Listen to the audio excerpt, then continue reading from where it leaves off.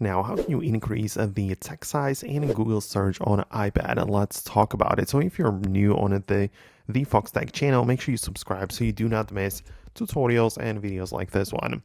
Well, it depends on where you do the Google search, but a lot of people just go through Safari where they look something up in Google, and in order to bump up the text size of that, you can select the button next to the URL at the top, right next to the text field, which is like this rectangle and lines button.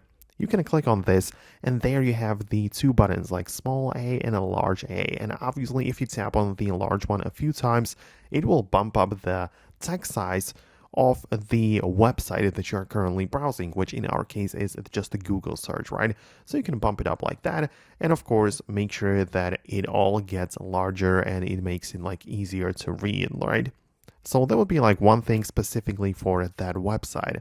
However, you can still go to the settings app of your iPad, check out the display and brightness section where text size is available as a slider, which is going to be applied across the whole iPad.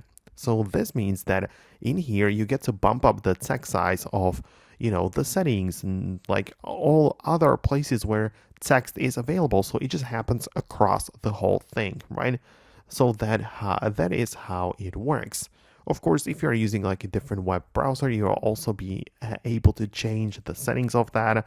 So yeah, it kind of depends on what exactly you're using. So that would be about it from me. Let me know what you think about it below in the comments. Thanks a lot for watching, and most definitely stay tuned by subscribing so you do not miss the next tutorials and videos like this one. Thanks a lot, and I'll see you later.